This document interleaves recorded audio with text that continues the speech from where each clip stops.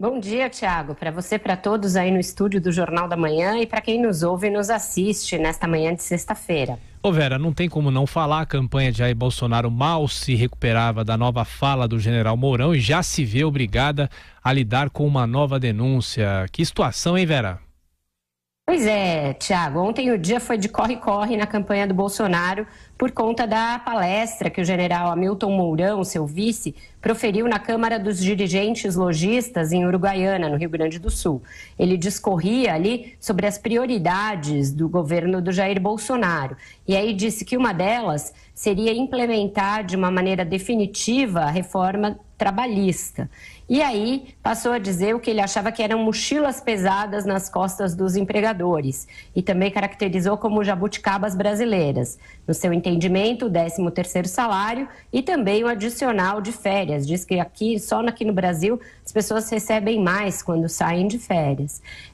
Então, depois ele soltou uma nota dizendo que foi mal interpretado, que na verdade ele falava num contexto de dificuldades para os empregadores. É verdade, mas também é verdade que ele disse isso quando afirmou que a campanha do Bolsonaro discutia a implementação efetiva e definitiva da reforma trabalhista.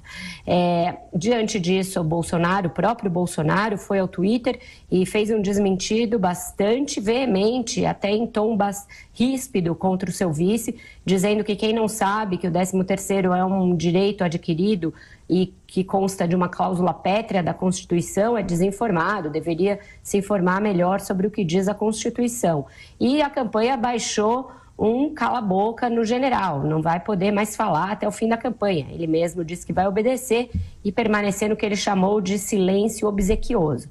Mas o fato é que, enquanto a campanha ainda lidava com esse fato, que foi largamente explorado pelos adversários, foi parar até na propaganda eleitoral do Geraldo Alckmin, virou um vídeo também do Ciro Gomes, etc., saiu ainda na noite de ontem a capa da Veja dessa semana, que traz, uma reportagem longa, um processo de 500 páginas movido em 2008 pela ex-mulher do Bolsonaro, Ana Cristina Valli, a mesma do telegrama polêmico retratado pela Folha de São Paulo, em que nesse processo ela faz acusações gravíssimas contra o ex-marido. Diz que no processo de separação ele teria até furtado um cofre em nome dela no Banco do Brasil, registrou um boletim de ocorrência listando joias, valores em dinheiro, em reais e em dólares que haveriam nesse cofre no Banco do Brasil. Ela afirma ainda que o Bolsonaro ocultou patrimônio à Justiça Eleitoral na sua declaração na eleição de 2006. Diz que faltou declarar nessa declaração 3 casas, um apartamento, 5 lotes e uma sala comercial.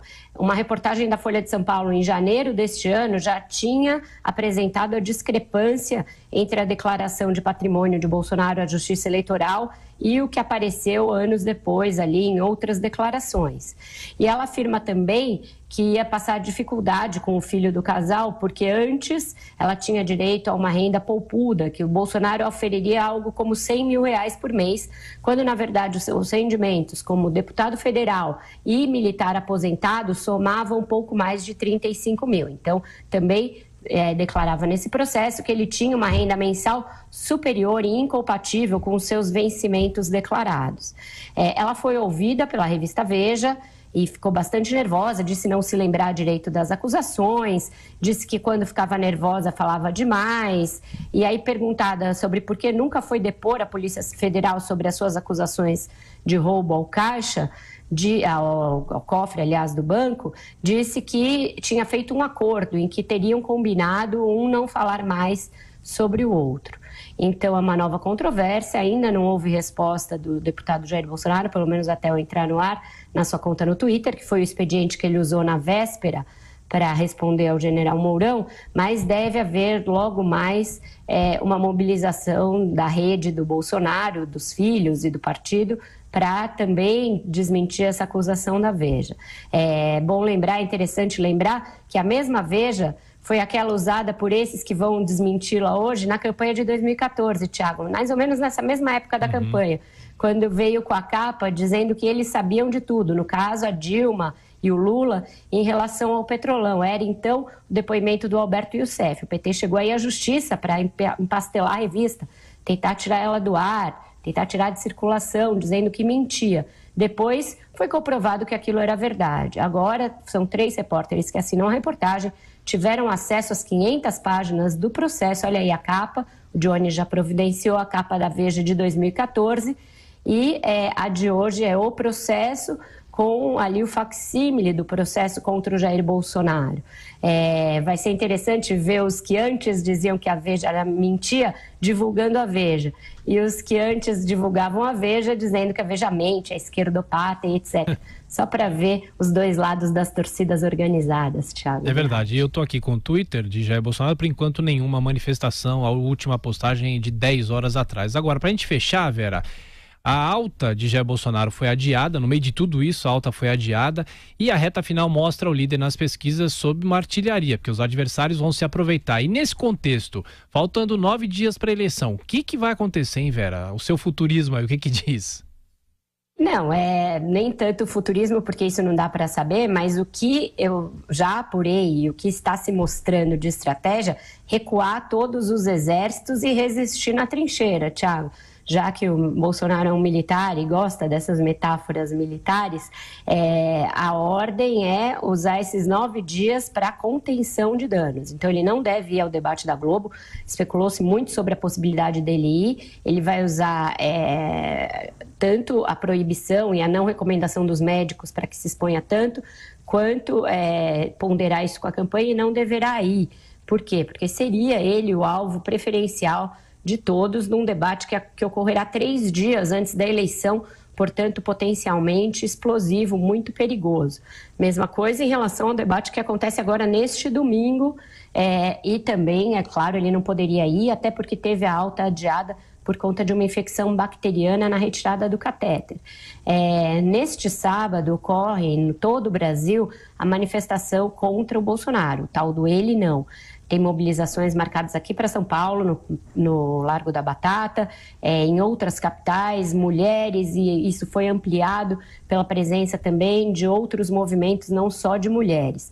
A campanha do Bolsonaro promete promover carreatas em resposta, carreatas em apoio ao Bolsonaro.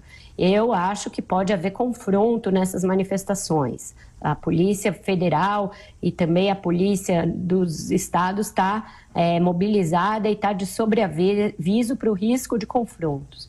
Então, tem um fim de semana bastante tenso para o Bolsonaro pela frente, seja com a metabolização das declarações do general e dessa nova acusação, que é documentada em 500 páginas de um processo, eu repito, seja na forma dessas mobilizações, manifestações e o debate na noite de domingo. Então, o Datafolha desta noite vai ser importante para ver se já começou a haver ou se vai começar a haver algum estrago nas pesquisas, e o Ibope da segunda ou terça-feira que vem será ainda mais importante para saber se a reta final tem alguma chance de mudança ou se a polarização entre Bolsonaro e Haddad, que vem persistindo ao longo das 2 últimas semanas, é já cristalizada e já aponta que os dois vão se enfrentar no segundo turno, Thiago. Vera, bom dia de trabalho para você, estaremos te acompanhando na nossa programação e bom fim de semana. Até mais. Um ótimo fim de semana para vocês e até segunda aí no Jornal da Manhã.